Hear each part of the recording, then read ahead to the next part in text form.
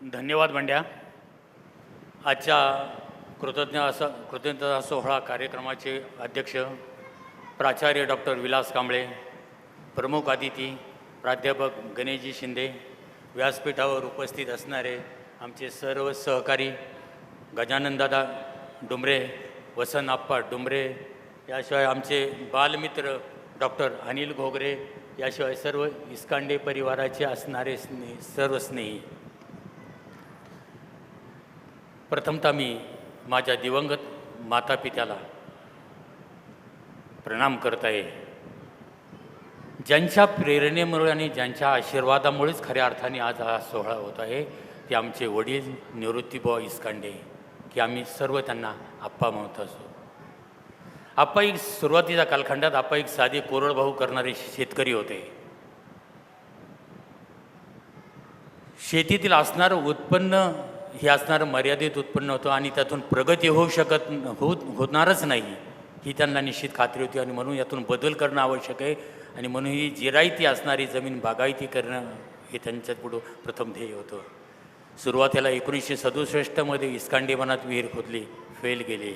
कर्ज काढून विहीर खोदली होती, फेल गेली. आप्पा शांत बसणारे नव्हते.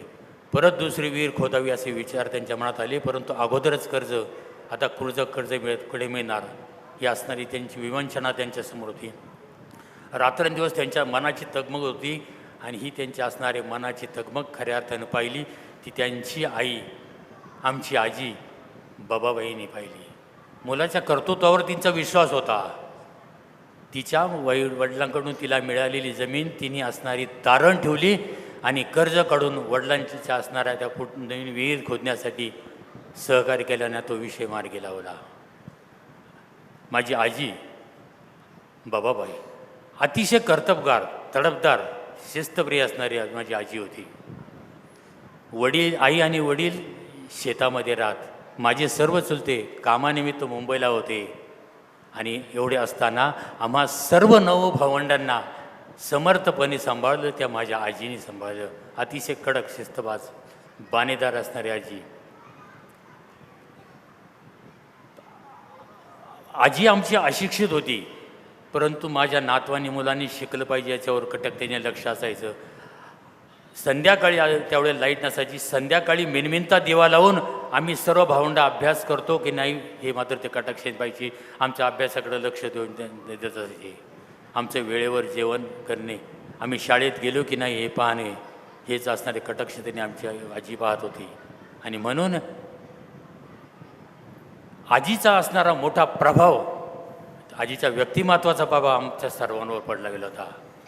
अरे आमच्याच नव्हे तर आमच्या वडिलांवर देखील आमच्या आजीचा प्रभाव होता. एक प्रसंग मला आठवतोय. 78 साली जेव्हा आप्पांनी नवीन ट्रक आणला, ट्रकचं असणारं पेंटिंगचं काम झालं आणि त्या ठिकाणी असणाऱ्या त्या काकांनी विचारलं का पाठीमागे सुविचार काय लिहायचा. मी बरेच असणारे त्यांना सुविचार सुचवले. जोशी काकांनी देखील त्यांना बरेच सुविचार सुचवले, परंतु त्यांना ते काही मान्य झालं नाही. आणि त्यांनी मग एकच सुविचार सुचवला की नाही, गाडीवर असणारा पाठीमागे सुविचार असेल आई तुझाच आशीर्वाद.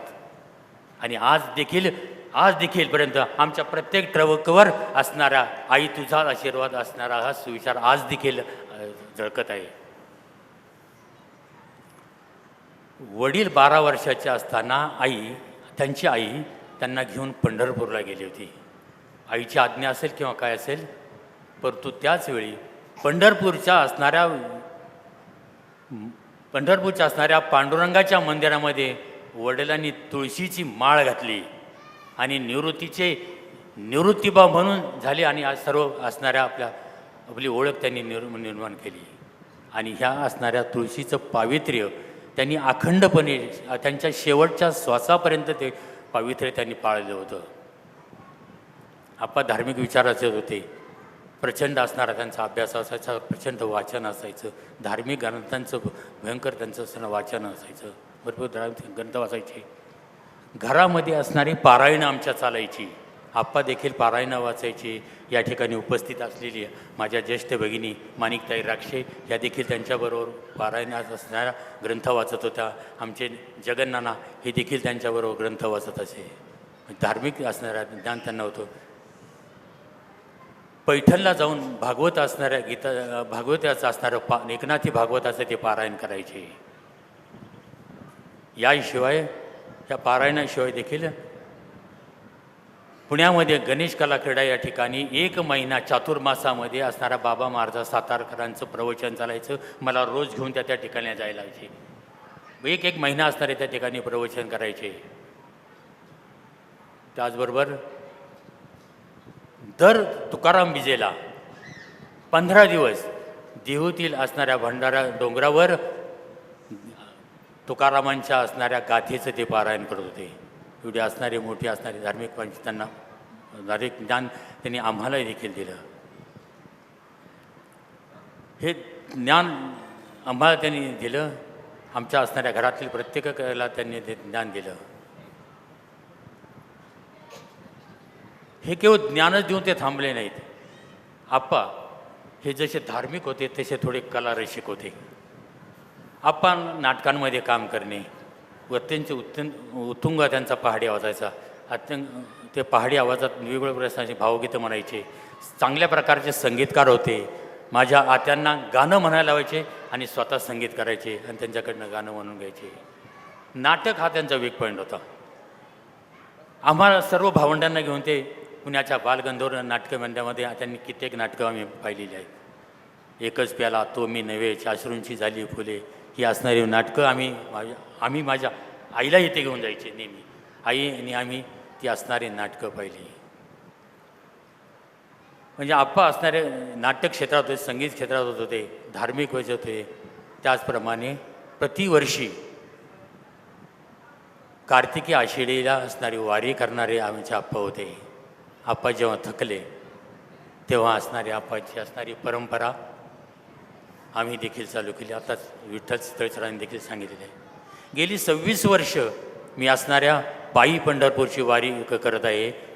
आणि यासाठी या सभागृहात उपस्थित असणारे माझे 2 सहकारी आहे, प्राध्यापक वाजे आणि प्राध्यापक भीमराव जाधव, हे देखील गेली 26 वर्ष माझ्याबरोबर असणारे पंढरपूरची असणारी वारी करत आहे. म्हणजे असणारा वारीचा असणारा वारसा आम्हाला आप्पांकडनं मिळालेला आहे.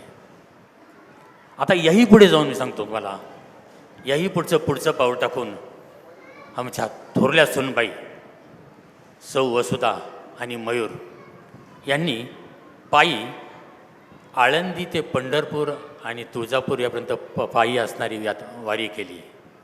तिथेच थांबले नाही. ते गुजरातमधील गिरनार पर्वताला असणारा प्रदक्षिणा घातल्या. पुढे ब्रह्मगिरीला, त्र्यंबकेश्वरजवळीच असणाऱ्या ब्रह्मगिरीला 11 प्रदक्षिणा त्यांनी घातलेल्या आहेत. आणि याही पुढे जाऊन अशी विशेष कौतुकाची म्हणजे 3750 किलोमीटरचा असणारा नर्मदा परिक्रमा त्यांनी आत्ता 2024 आणि 25 असणाऱ्या साली त्यांनी पूर्ण केलेली आहे. म्हणजे आजोबांनी सुलत्यांनी दिलेली असणारी परंपरा ही माझी पुढची देखील असणारी पिढी अगदी नेटाने निभावता येते.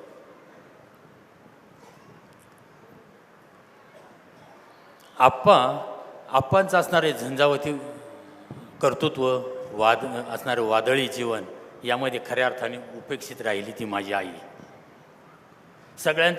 सकाळपासून तर संध्याकाळपर्यंत कष्ट करणारे, अहोरात्र कष्ट करणारी, वडिलांनी जे काम दिले ते काम संध्याकाळपर्यंत पूर्ण होणारी. मला हे आजही आठवते, 4 वाजता उठणारी आई माझी आई संध्याकाळी 11 वाजता झोपत होती. पुण्यात असताना गेली 5 वर्ष सकाळी 4 वाजता उठून माझा दोन्ही वेळेचा डबा करून सकाळी 7ला ST स्टँडवर माझा असणारा डबा जात होता. म्हणजे कुटुंबासाठी आणि आमच्या सर्व फॅमिलीसाठी कष्ट करणारी माझी आई देखील होती. परंतु पंच असणाऱ्या कर्तृत्वात थोडी कमी झालेली आहे. आज आयुष्यात थोडं जर पाठीमागं पाहिलं तर आप्पांनी अनेक मित्र जमा केले. त्यातला विशेष असणारे सहकारी, आप्पांचे सहकारी म्हणजे गजानन दादा आणि दुसरे म्हणजे शांताराम डोंबरे. जीवाभावाचे मित्र आम्ही अनेक पाहिले की कोणताही प्रसंग असो, इस्कांडे कुटुंब असो, डोंबरे कुटुंबावर असो, तिघेही एक विचारांनी असणारे निर्णय घेते. कोणतेही कार्य करायचं असेल तर अतिशय नियोजनबद्ध आणि हे विचारपूर्वक असणारे हे तिने कार्य करते. दुर्दैवाने शांतारामदादा आमच्यामध्ये नाही आहेत. त्यांची उणीव निश्चित आम्हाला वाचते. एक मोठं असणारे शांतता असणारं व्यक्तिमत्व होतं ते. त्यांच्या जाण्याने डोंबरे कुटुंबांचं तर नुकसान झालेलं आहे, पण ह्या तिन्ही मित्र देखील त्यांच्यातून देखील कमी झालेलं असं का वाटतं. याशिवाय वैयक्तिक माझ्या आयुष्यात म्हणाल तर खऱ्या अर्थाने माइलस्टोन म्हणतो, तो माइलस्टोन आहे माझे बालमित्र. आता त्या ज्यांनी भाषण केलं ते डॉक्टर अनिल घोगरे आणि दुसरे बाळासाहेब मांढरे. डॉक्टर घोगरे बालपणाचेच मित्र होते. प्रत्येक संकटातही वेळ आम्हाला मदत करतात, आजही करतात. आज अनेक अडचणी आल्या तर आम्ही डॉक्टरांना फोन करतो, डॉक्टर अशा प्रकारची अडचण आहे, डॉक्टर कुठे असू. त्यांचं जगभ्रमण चालू असतं. काही वेळा जर्मनीला असतो. आता त्यांना फोन केला तेव्हा ते जर्मनीला होते, USA होते. प्रत्येक असणाऱ्या त्यांच्या कामाचे काय कामं एवढंच विचारायचे, झालं म्हणून समजायचे आणि खरंच काम झालेलं असायचं. एवढे माझे मित्र होते. त्याचबरोबर उत्तुंग व्यक्तिमत्व असणारं व्यक्ती म्हणजे आमचे कैलासवासी बाळासाहेब मांढरे. अतिशय दिलदार आणि मोठ्या मनाचा असणारा माणूस.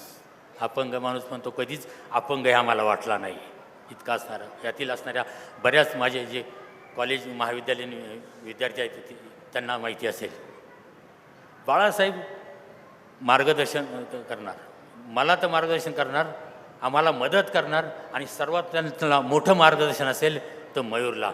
दर आठवड्याला मयूरला बोलून घ्यायचे, मयूर तुझा व्यवसाय कुठपर्यंत आला आहे, काय अडचण आहे, व्यावसायिकीतील असणाऱ्या खुबी काय अडचणीत याचं असणारं दर आठवड्याला मयूरला त्या येऊन सांगणार. मयूर जरी 8 दिवस आला नाही तर त्याला लगेच फोन करणार, आज 8 दिवस झाली तू का आला नाही. या प्रकारे त्याला खडसावत आणि त्याला योग्य प्रकारे व्यवसायाचं खरं मार्गदर्शन स्किल बाळासाहेबांनी मदत केली.